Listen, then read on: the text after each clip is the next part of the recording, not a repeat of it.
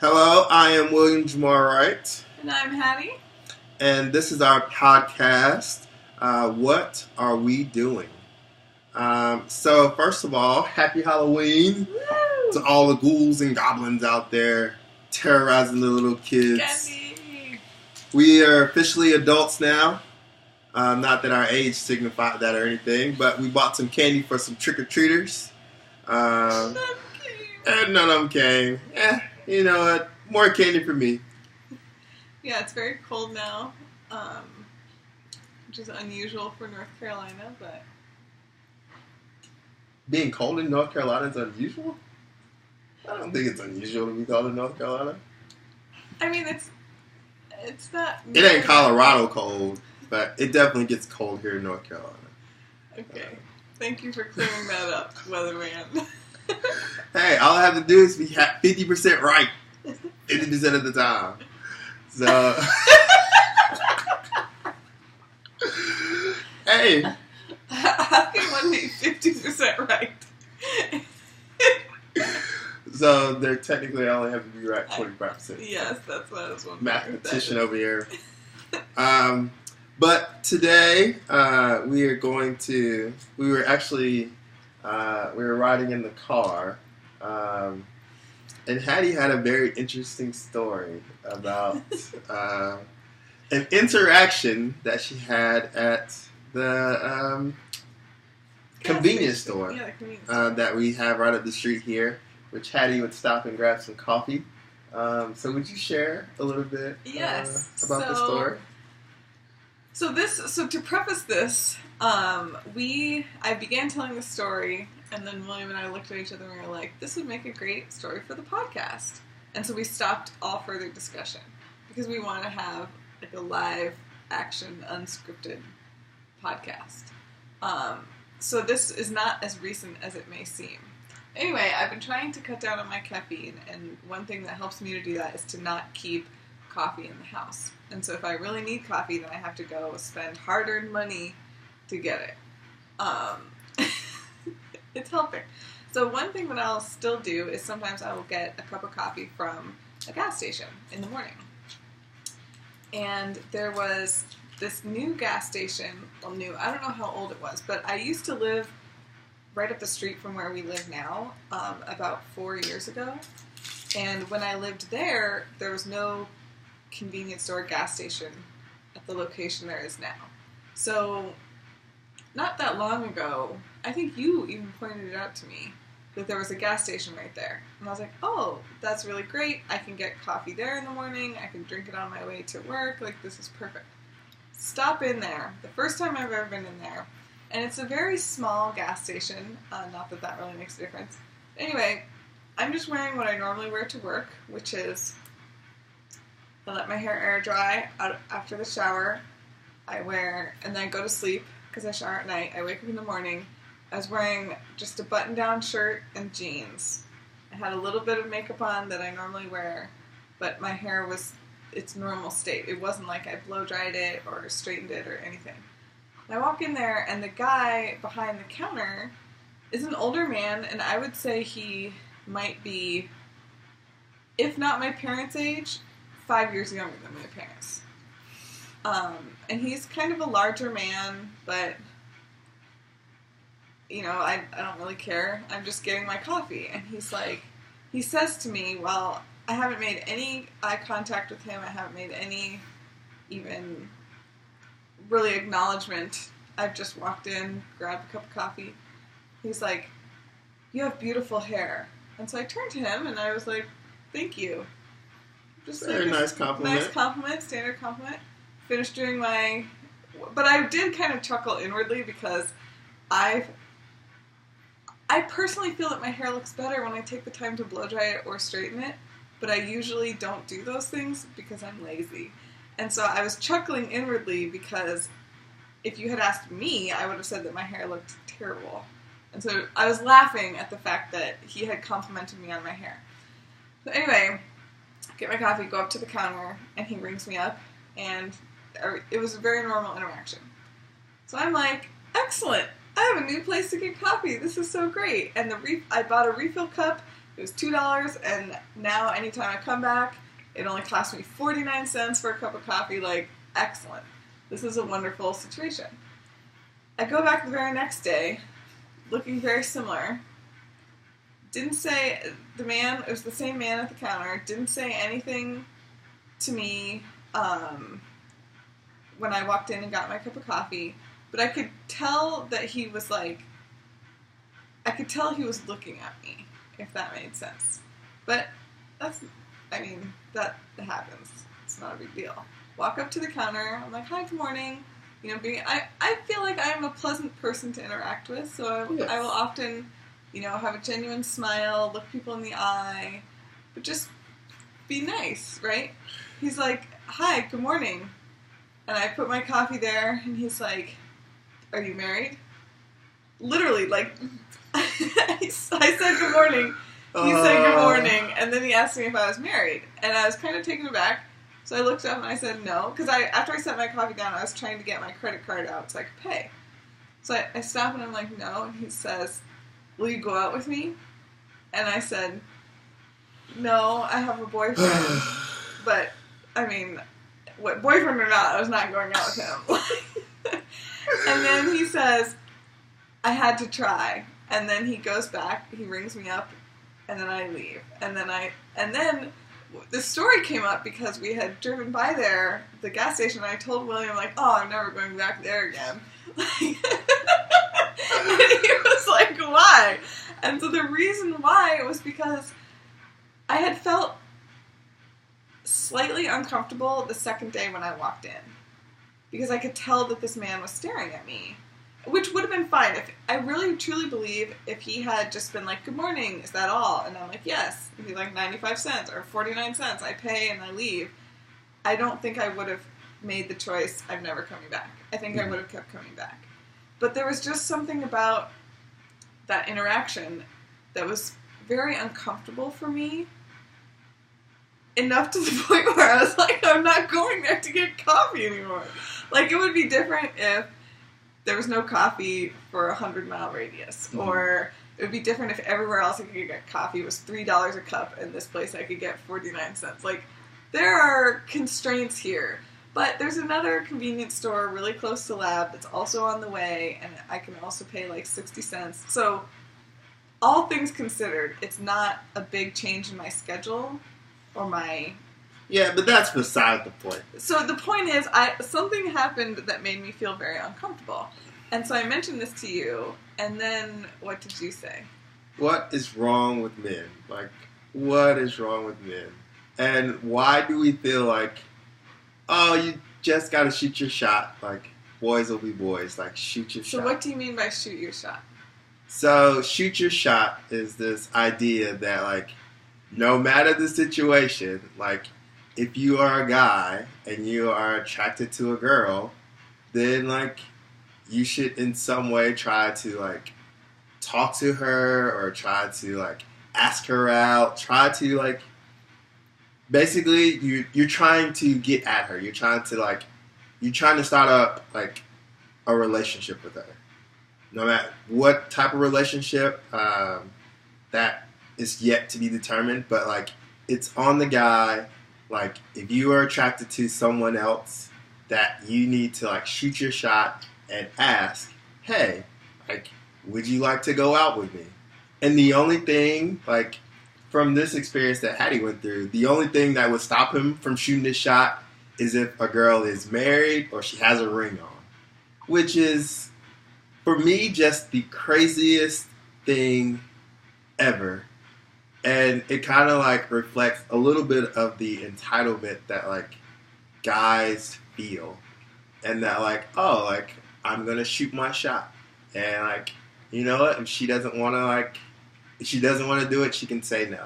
Or if she doesn't want to, like, go out with me, she can say no. But guys, and I'm speaking to all guys out there, like, hopefully there's a little kid, a little teenager that's watching this podcast and is like, oh, like, I never really thought about this. But context clues matter. Like, there is absolutely nothing, and absolutely nothing from Hattie's story that she just told that would make me think, oh, like, I should ask this girl out on a date. Like, and I mean, the most forward thing I did was say good morning. Like, I pleasantly looked and said good morning, right? Like, if that invites people to, like, think they can ask me out, like, I don't know. I definitely feel like one thing that you said about shooting your shot, about establishing a relationship, any type of relationship, don't hate me, everybody, I kind of agree with. I think a lot of men are shy. I think a lot of women are shy. yes. And I think someone, the girl or the guy, or a girl on girl or a guy on guy, one of the two people needs to establish some type of relationship. What made me uncomfortable was, like, I don't think it would have been uncomfortable if he was like, oh, are you a student? Or like, oh, off to work this morning? And just made some, like, small talk comment. Yeah. And then we started a small conversation, and then the next day, more conversation, like, and I think as if he had done that, and we had continued to have little side chat conversations, he would have, well, big assumption, is that at some point along the way, he would have learned or assumed she's not into me in that manner. Do you know what I mean? Like, I feel like once you have a relationship with someone for long enough, you start to learn. Or it'll be the type of thing where it's immensely less creepy for him to ask me out. Yes. Once we have an established rapport where it's like, oh, that's Rob. I get my coffee from him every morning. Like, we spend like a year and like, well, a year, I mean, I don't know, but like. But we've interacted more than twice, and like, I've said more than 3 words to you. Yes, like, and I guess part of the story that creeped me out is, and I think I mentioned this when I talked to you. Part of what made it creepy was he literally, like, I don't know his age, but he looked like my parents' age, if not ballpark 5 years. And so to me, it's not uncommon for, you know, a woman to be like half the man's age or something, but it's pretty rare. It's not like the most common thing. I don't think it's that rare, but keep going, keep going. You don't think it's that rare? No. For a 60-year-old man to be dating a 30-year-old woman? Unless he's got like... I don't think it's that rare. Like, it definitely it happens enough for me to think that, like, it's a thing that happens, yes. But it's not like 50% of couples are that way. No. So it was just the age difference was what really creeped me out. But I will say, if it had been someone plus or minus my age by 5 or 10 years, I still would have been creeped out by the fact that it's like, I've said literally good morning to you 2 days in a row, and you're already asking me on a date. Like, and just feeling like I could feel his eyes on me from the moment I walked in, you know, like, it just, the comment about the hair the day before, I don't know, just a little, it was just uncomfortable. Well, it was very, like, you can just tell from the way you're talking about this, like, it was a very uncomfortable situation. And I don't, like, for me, like, thinking, being in this guy's, she's, like, how could you not, like, pick up on that? Or, like, at least think, like, wow, this could be a very uncomfortable situation for you. Well, see, I don't think people think about that. Well, for me, I definitely... I'm not saying that that's a good thing or a bad thing. I think more empathy is better. Yeah, so and you don't think, like... excuses, but I think that part of the reason the behavior takes place and occurs is because there's not a single second spent on how does the other person feel.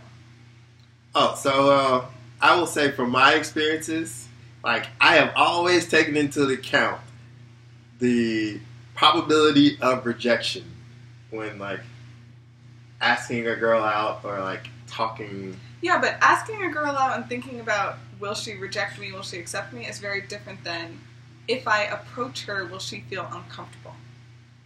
Thinking about how she feels as you are approaching her is very different than thinking about, does she want me, does she not want me? Right? He could have approached me in a way that was immensely less How?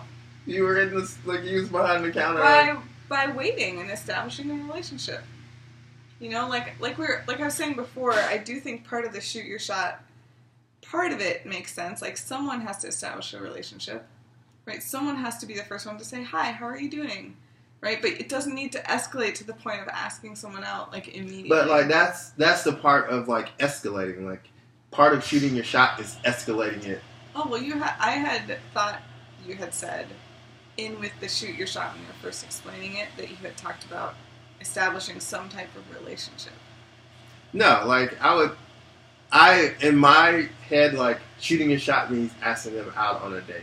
Okay, so if he had just been like, hey, off to work this morning, and I had been like, yeah, blah, blah, blah, and he said, where do you work? And if I said, oh, I'm a student, like, that would not have been shooting his shot. No. Okay. All right.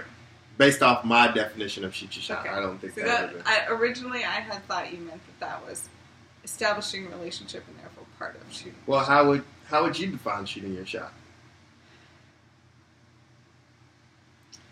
I would define shooting your shot as, I don't know, this may sound really ridiculous, but I think it's anytime you comment on someone's appearance without even, like, knowing them.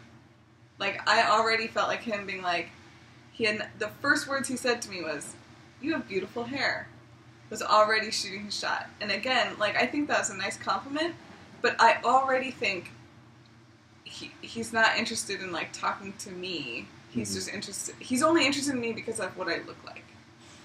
And while I understand that that's how attraction works, yes, there's also, like, a respect, right? And, like, I'm a whole person, I'm not just beautiful hair, and it would be nice to, like, have some type of interaction with me before, like, you're already complimenting me on my body. And so you don't like it, like, you would not want to be out somewhere and a guy come up to you and be like, you look beautiful tonight, you look hot tonight. Like, when you were single, not now. Well, I will say, if I was out and I was trying to catch a guy, if he came up to me and said, you look beautiful tonight, hi, I'm William, like, or like, hi, I'm so-and-so, and we talked for a little bit, I would be okay with it. But if it's in a context where, like, he doesn't have, because part of the other thing is, the context is not in a place of, like, where we're going to have a lot of sustained interaction, right? He's the cashier at the gas station.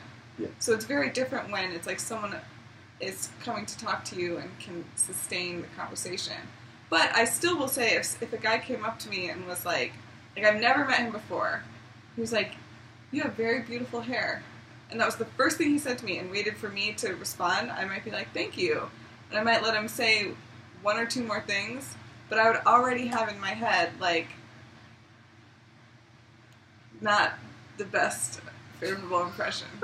And so I feel you would not want to talk, like, you would not want to talk to him in private.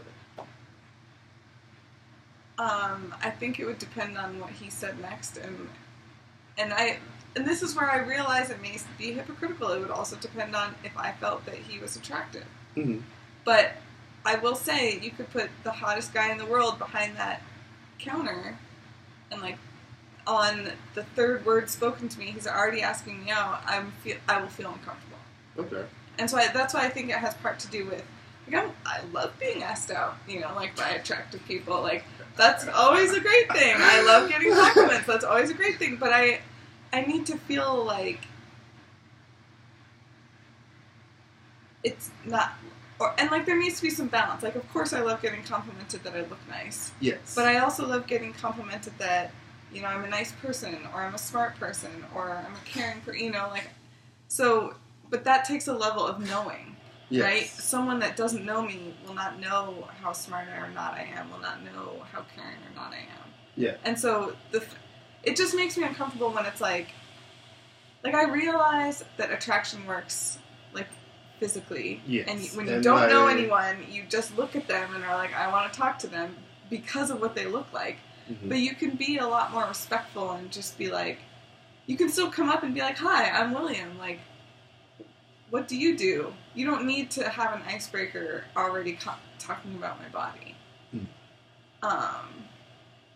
And so that's why I feel like I might receive a lot of haters, because I do have a lot of friends. You might receive a lot of haters? I do not think we're going to receive a lot of haters after this. I do have a lot of friends that love to be complimented by men on how they look. And I do know a lot of women that are like, I would prefer a man come up and tell me, I look hot tonight. Mm-hmm. So, in no way, shape, or form am I trying to say that women who appreciate those things are deserving of creepers creeping on them. No, I don't think so either. I do see how, different people have different preferences, and, no one likes to be catcalled. Like, I guarantee you, nobody that's another thing going back to the entitlement. So, sorry. So what would you say is a catcall?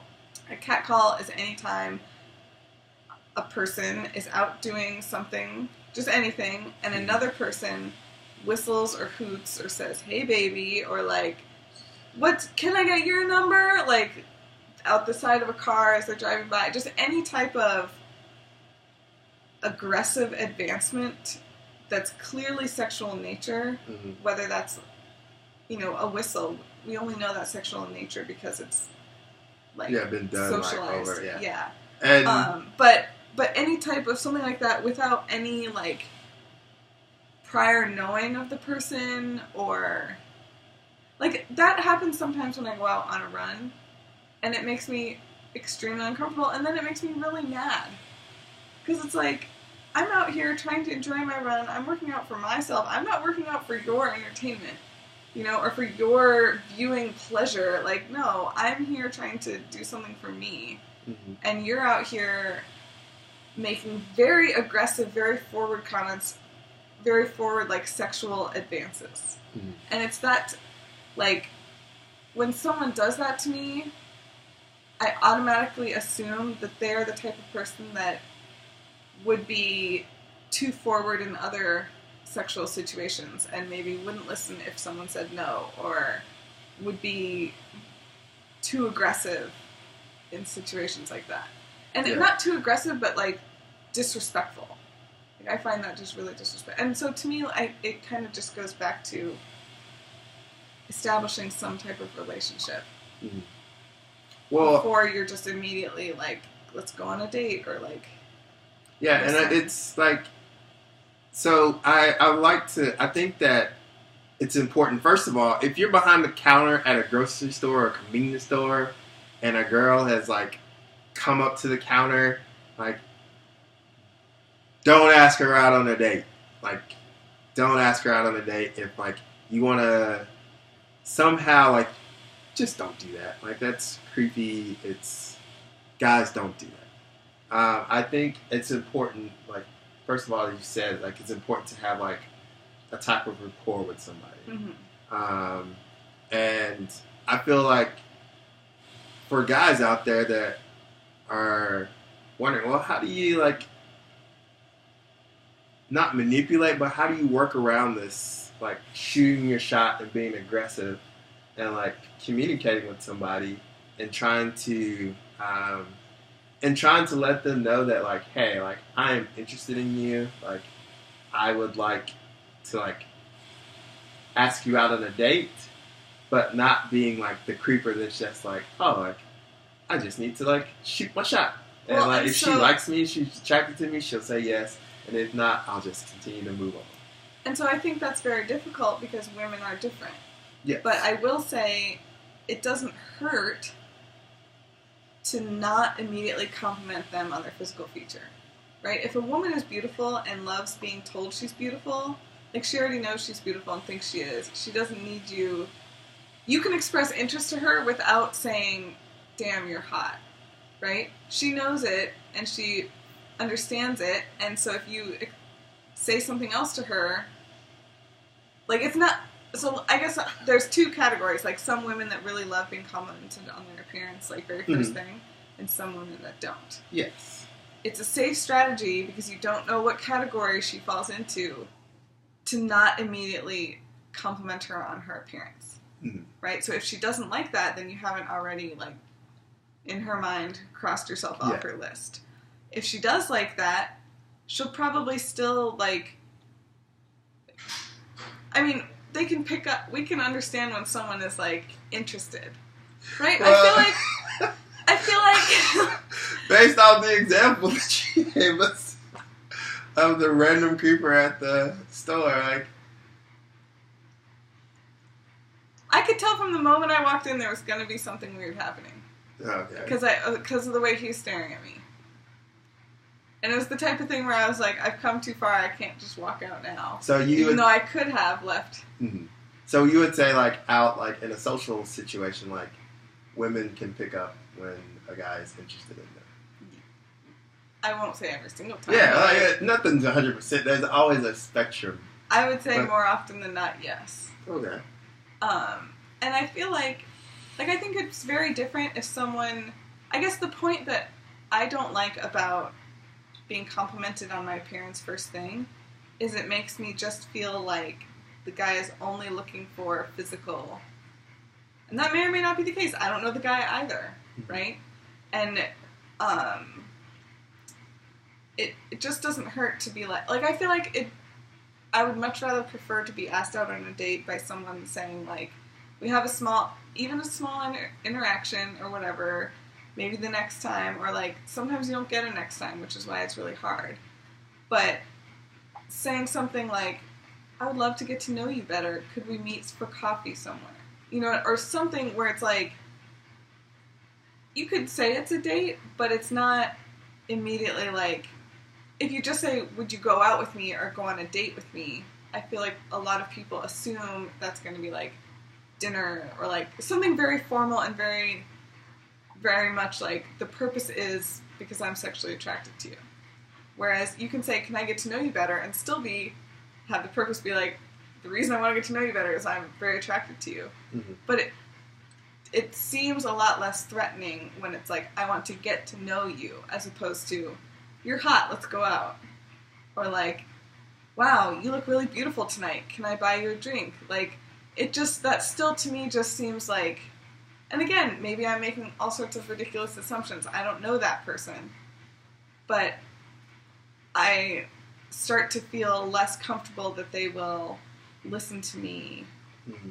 or that they are interested in me for more than just how your physical appearance is. So,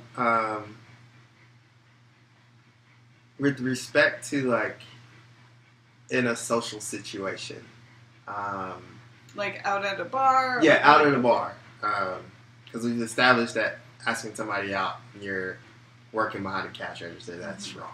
wrong. So I won't say it's wrong if it's like I had gone back multiple times and we had a relationship and I was giving off signals like I wanted to be asked out. It's wrong. I don't think... I mean, I don't know of many people that would, like... I mean, I don't know, but I feel like there's a difference. I can't say with 100% black and white clarity that it's wrong every single time. Because I do also feel like... I think there's probably like a 3% chance that it's ever going to be right. So you're saying I have a chance, right? But that's the point of shooting your shot. I know. Shooting your shot. Like, you're saying there's a chance. I'm saying there's a chance by shooting my shot. But like... But there's there needs social to be scenarios, right? Like the very first interaction is not... I would rather, instead of it being, if you're at the convenience, like if you're the one behind the counter ringing people up, you'd never ask. I think it's better to just say, don't ask. Don't ask. This is the very first interaction you've ever had. I don't care if it's the 100th interaction you've had. Don't ask. Okay. Anyway, so you were asking. So difference of opinion. But, so like, would you say that like women are more, or would you say you would be more apt to like give somebody your number or like go out on a date with them if you're like out at like a social scene and you guys are having like a good conversation, but it has to be good conversation in order for you to say yes. If somebody just comes up to you and like compliments you on like how your hair is looking and then it's like, hey, like, can I buy you a drink? You're like, sure, like, why not? And then, like... It's bad conversation. Ain't getting my number. Right? But if it's good conversation, yeah. But what I think... So, what if the guy at the convenience store thought that you guys are having good conversation? what would you say to that? So, I think there are scenarios in which he may have perceived it was good conversation and I perceived it wasn't. But I don't think there's any scenario in which he perceived this was good conversation. This was the third word he had spoken to me. You know what I mean? Like, in this particular scenario that took place, it was not good conversation. Okay. Because there was no conversation. It was like, good morning.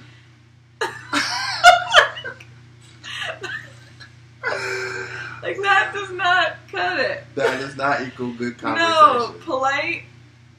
So what in your mind would like equal good conversation? Because we're trying to educate the masses here.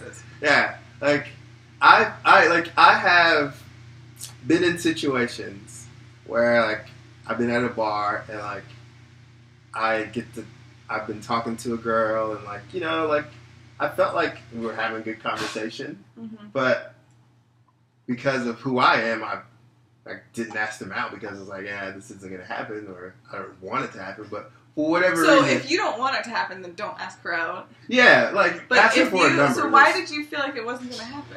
Well, like, first of all, I think the point is that, like, I may have thought it was good conversation.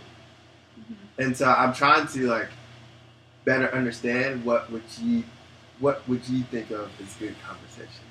Baby, you already got me. You don't Well, I know that, but we're trying to educate the masses here. We're trying to give young men the tools to be able to talk to girls. This is where it's hard because I feel like what I may constitute as good conversation, knowing like the nerd that I am, someone else may not agree with as good conversation. But they can use it as a template, like to talk to people, like.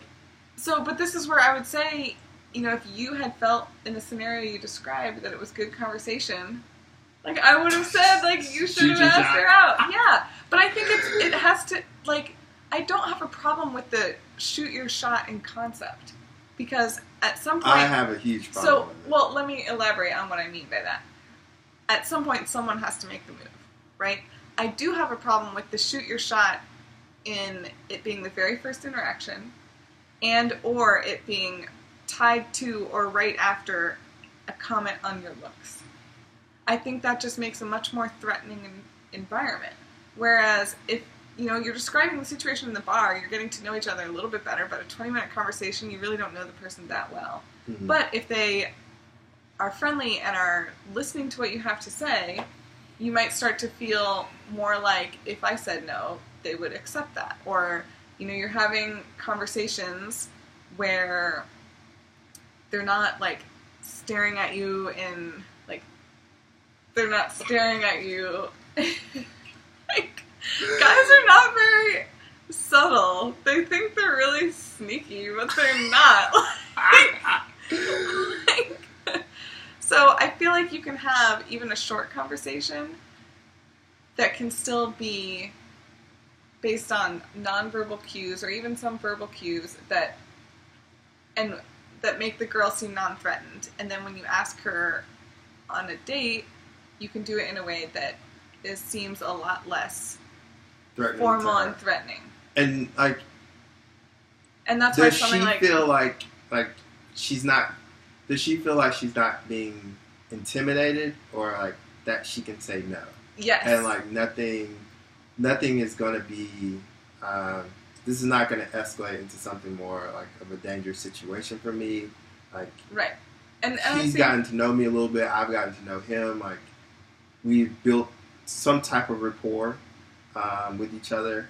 And if I say no here, like it's not right. And that's where I think then people need to take responsibility. Is I think part of the problem is women will say no, and then the no is not respected. And so that I think is the part where a lot of like shoot your shot that I have the problem with is that very often it's like part of the reason I didn't go back was because I wasn't confident that this guy would not continue to ask me out or like ask me more questions, hoping to eventually get to the point. So, and I think that happens a lot where like someone will be like, no, I don't want to go out, and they'll be like bitch, or like, you're ugly anyway, or like, you know, just make really derogatory comments, which it's like, clearly you didn't think she was ugly a second ago, you're trying to get with her. You know, or sometimes it's like, no, and then the person like hangs around and keeps trying to have a conversation, or like, you know, I do feel that sometimes persistence wears people down, and also like social constructs where women feel like they need to be kind and nice, and so they might, like, if someone is being really aggressively asking, they might be like, okay, well, here's my number, like, just to get the guy to shut up and go away. But then, like, that's why you have a lot of girls giving out fake numbers, because they don't want to give out their number, but they don't feel safe that they can get out, that they can say no. They feel compelled that I have to give out a number in order to get out of the situation. And so that's why, like, I feel if men, well, people, anybody that's asking out anybody, would, like, when someone says no, be like, well, thank you so much for your conversation, and, like, gracefully leave. You know, like, because that will give me so much more confidence the next time, right? Because it only takes one or two bad apples before every interaction with the male you're concerned about. Yeah, and you're concerned about your safety and, like, how that situation could play out. Yeah, and so that kind of reminds me, of another story that I was going to tell you at the time, and then I said, no, I'll save this for the podcast. And the point that I think of this story is that oftentimes the social pressures for women to act a certain way, or, like, be agreeable and not be aggressive, and be, like, agreeable, I already said, but be kind and open, runs extremely deep. So here's what happened.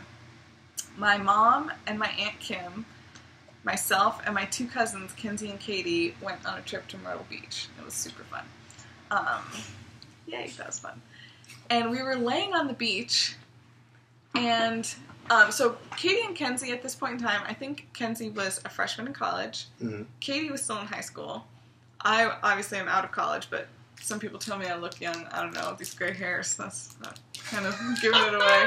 But, so you have some younger cohort, and then you have my mom and Aunt Kim that are a generation older.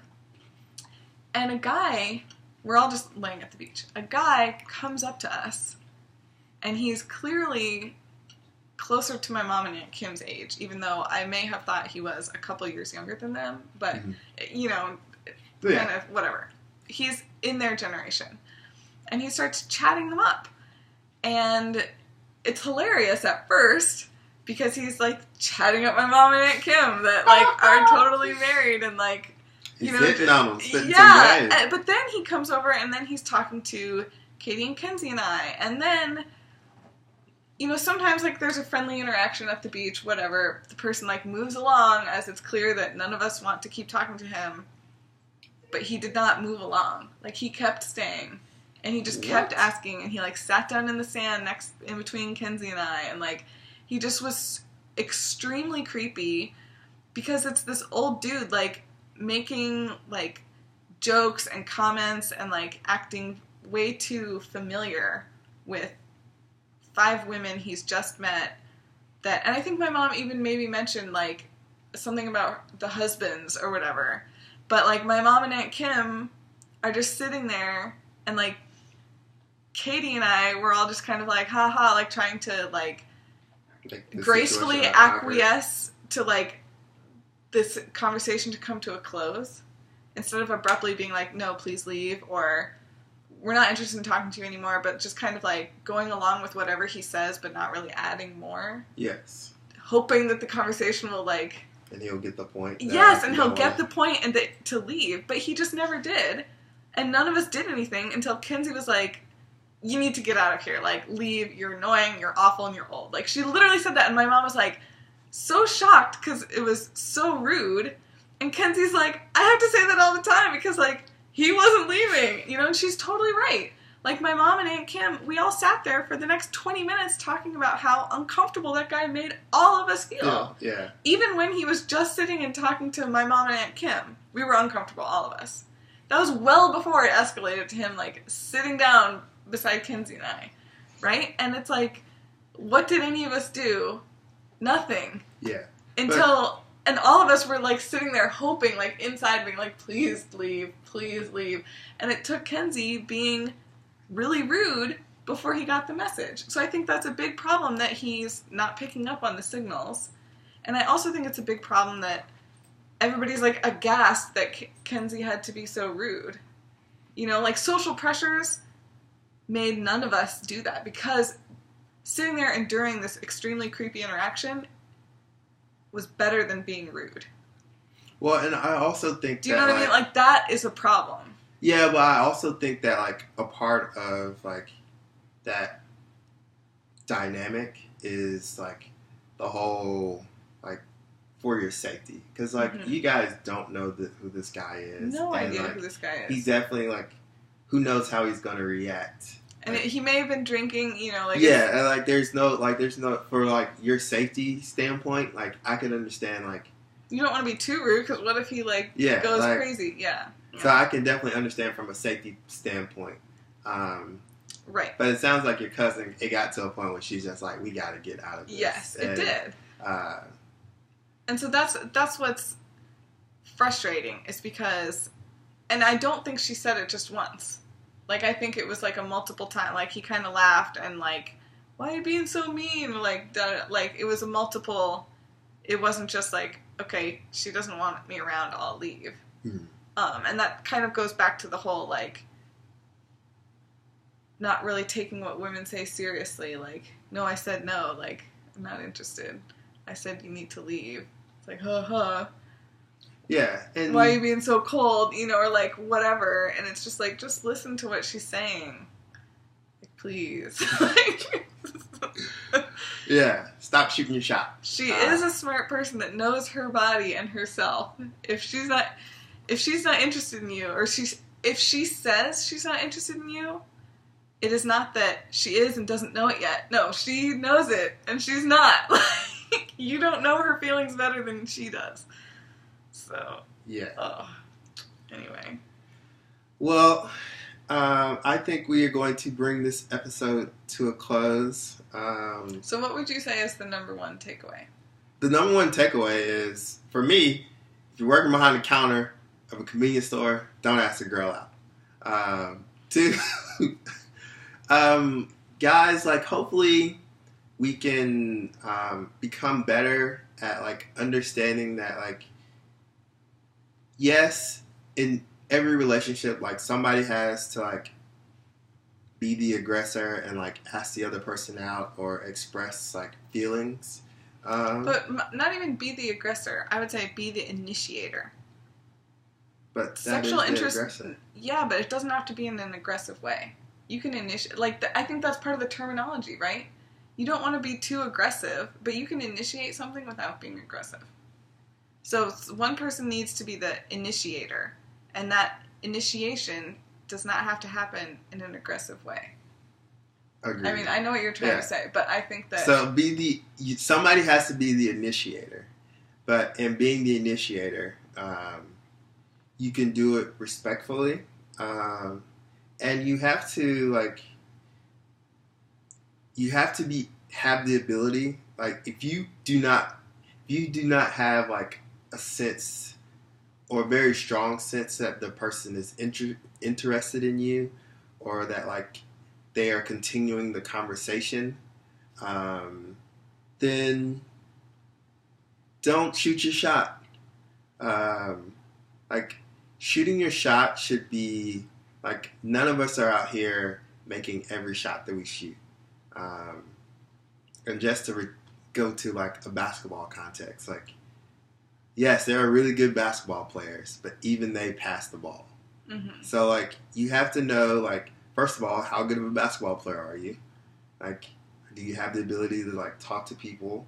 Like, know your strengths and weaknesses. Yes. And then, like, you don't have to shoot every shot. Like, if the shot was meant for you to take, then chances are it will come back around for you the next time. We just have to, as a society, young men, and there are some initiators out there as young women, have to be able to recognize when the right time is to shoot your shot. And of course, that is something that's learned through experience and getting to know people.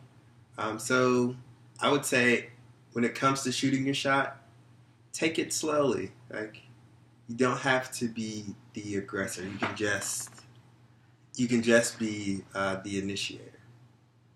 Yeah. And the only thing I would add to that is that it's definitely okay to want to get to know people more, and it's okay to be attracted to someone based on what they look like.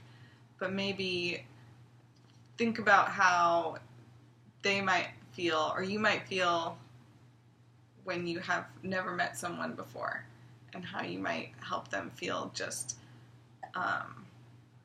more secure and less threatened. Yeah. All right. This is our podcast, HattieJo. And that's what we're doing. Thank you guys for listening. Deuces.